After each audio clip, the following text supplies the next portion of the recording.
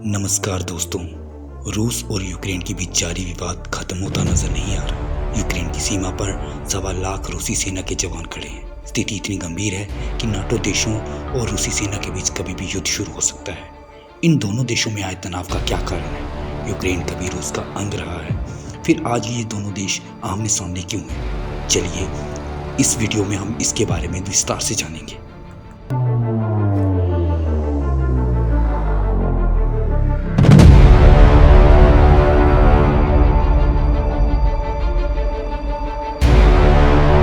रूस और यूक्रेन के बीच मुख्य विवाद का कारण यह है कि यूक्रेन उत्तर अटलांटिक संधि संगठन यानी नाटो का सदस्य देश बनना चाहता है और रूस इसका विरोध कर रहा है।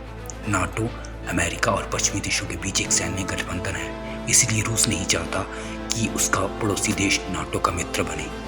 दोस्तों, नाटो एक मिलिट्री अलायंस है जिसमें अमेरिका, कनाडा, ब्रिटेन और फ्रांस जैसे 30 देश शामिल हैं। अब रूस के सामने चुनौती ये है कि उसके कुछ पड़ोसी देश पहले ही नाटो में शामिल हो चुके हैं, जिनमें एस्टोनिया और लातविया जैसे देश शामिल हैं, जो पहले सोवियत संघ का हिस्सा थे।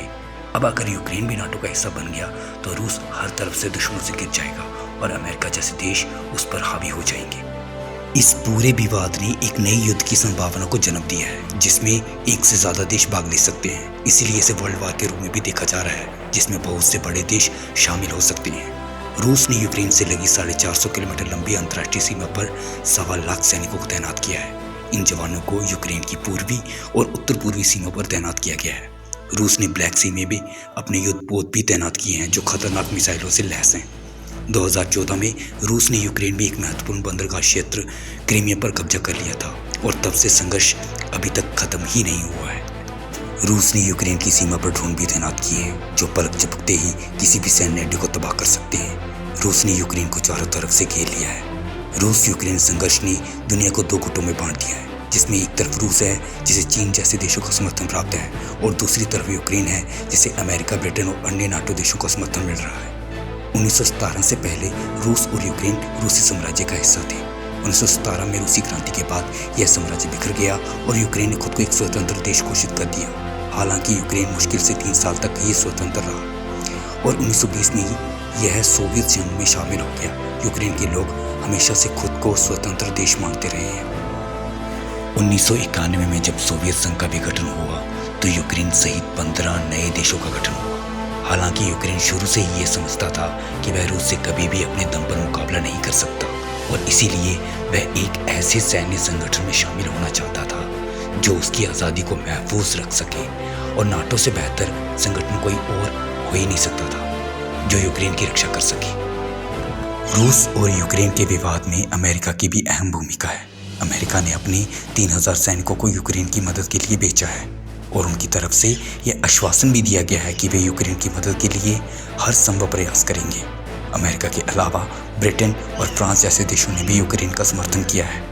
इन देशों का समर्थन कब तक यूक्रेन को चलेगा, यह एक बड़ा सवाल है, क्योंकि यूरोपीय देश अपनी गैस की 1/3 ज़रूरत के लिए रूस पर निर्भर है और अब अगर रूस इस गैस की आपूर्ति को बंद कर देता है तो इन देशों में भयानक पावर क्राइसिस हो सकता है। रूस और यूक्रेन के विवाद में भारत की स्थिति भी बहुत महत्वपूर्ण है। रूस और अमेरिका दोनों भारत के लिए महत्वपूर्ण देश हैं। भारत अभी भी अपने 55% हथियार रूस से खरीदता है, जबकि अमेरिका के साथ भारत के संबंध पिछले 10 वर्षों में काफ़ी मजबूत हुए हैं। पिछले कुछ वर्षों से भारत और यूक्रेन के बीच व्यापारिक, रणनीतिक और राजनयिक संबंध मजबूत हुए हैं, यानी भारत इनमें से किसी भी देश को परेशान करने का जोखिम नहीं उठा सकता। भारत के लिए चिंता की बात यह भी है कि इस समय यूक्रेन में करीब 20,000 भारतीय फंसे हुए हैं, जिनमें से 18,000 मेडिकल के छात्र हैं। बहरहाल यूक्रेन और रूस के रिश्ते को समझना बहुत ही मुश्किल है। यूक्रेन के लोग स्वतंत्र रहना चाहते हैं, लेकिन पूर्वी यूक्रेन के लोगों की मांग है कि यूक्रेन को रूस के प्रति वफादार रहना चाहिए। यूक्रेन की राजनीति में नेता 2 गुटों में बंटे हुए हैं। एक दल खुले तौर पर रूस का समर्थन करता है और दूसरा दल पश्चिमी देशों का समर्थन करता है। यही वजह है कि आज यूक्रेन दुनिया की 2 बड़ी ताकतों के बीच फंसा हुआ है। दोस्तों, रूस और यूक्रेन के बीच में चल रहे संघर्ष और तनाव की ये जानकारी आपको कितनी इन्फॉर्मेटिव लगी, इसके बारे में अपनी राय कमेंट बॉक्स में ज़रूर दें। और अगर ये जानकारी आपको अच्छी लगी हो तो इसको लाइक और शेयर कर दीजिए। धन्यवाद।